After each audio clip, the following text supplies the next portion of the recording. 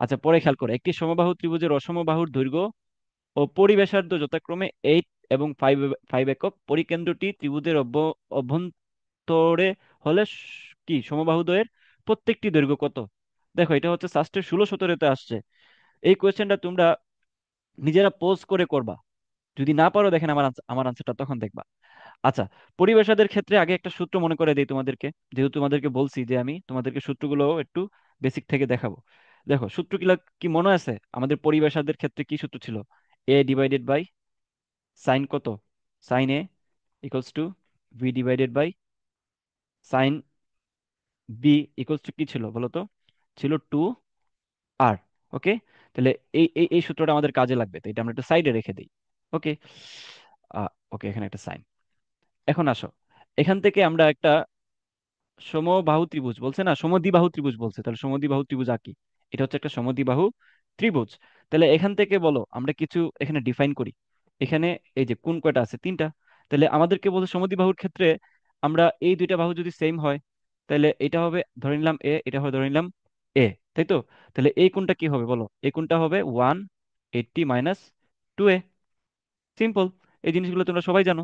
আমি এই দুইটা বাহুকে নাম দিতে পারি। ধরো, আচ্ছা, ধরো একটু সুবিধার্থে আমি এটার নাম দিলাম এ, এটার নাম দিলাম এ, এটার নাম দিলাম বি। আশা করি তোমরা বুঝতে পারতেছো, আমরা আর ওই রুলসে গেলাম না, যেহেতু সমদ্বিবাহু দুইটা, দুইটা বাহু সমান, এ এ নিয়ে নিয়ে নিলাম। আচ্ছা, এবার আসো, এখান থেকে কি লেখা যায়? এ ডিভাইডেড বাই সাইন এ। এই যে এ, এর অপোজিটের কোণ হচ্ছে এ। তারপর হচ্ছে আমরা নিব বি। তাহলে বি সাইন কি হবে বলো তো? 180 - 2a সমান কি লেখা যায়? 2 আর। এখানে আমাদের কি আছে দেখো, আমাদের দৈর্ঘ্য দেওয়া আছে। ধরো এর মান, এটা কি বলছে যে অসমবাহুর দৈর্ঘ্য, তার মানে এটা হচ্ছে বি এর মান। আর এটা এটা কিসের মান বলো তো? পরিবেশের তো আর এর মান। তাহলে এখান থেকে আমরা প্রথমে বলে দিতে পারি যে ভি ভি ইকুয়ালস টু, খেয়াল করো, ভি ইকুয়ালস টু 2 আর। এখানে কি আছে? 180, না? 180 - 180 হচ্ছে 2a, তাহলে 180 minus theta, sine 180 minus theta সমান কি লেখা যায়? ঝটপট বলো। সাইন 180 মাইনাস থেটা মানে অ্যাকচুয়ালি সাইন থেটাই, এটা চেঞ্জ হবে না, যেহেতু এটার হচ্ছে ঋণাত্মক গুণ আকারে নাই, 90 × 2। ঠিক আছে, এটা ইভেন নাম্বার, সো এখানে চেঞ্জ হবে না, সাইন সাইনই থাকবে। তাহলে এখান থেকে আমরা এটা কি বলতে পারি বলো? এখান থেকে আমরা বলতে পারি বি ইকুয়ালস টু সাইন 2 আর, তো ওই দিকে আছে, তো সাইন 2a। তাহলে এখান থেকে আমরা কোনটা বাইর করি চলো। এখান থেকে আমরা যদি কোনটা বাইর করি, হতাশ হওয়ার কিছু নাই, ইজি, একদম ইজি। জাস্ট তোমাদেরকে বেসিক দেখাচ্ছি থেকে একটু লম্বা হচ্ছে, খেয়াল করো। তাহলে সাইন 2a ইকুয়ালস টু, এখান থেকে কি বলা যায়? b/2r। তাহলে এ সমান কি বলা যায় বলো তো? সাইন ইনভার্স, সাইন ইনভার্স, আচ্ছা এখানে একটা হাফ হবে না? Sign inverse b/2r। সুন্দর। এখন আমরা কি করব দেখো, আমরা আরেকটা আরেকটা ছিল না এখানে, a/sin a।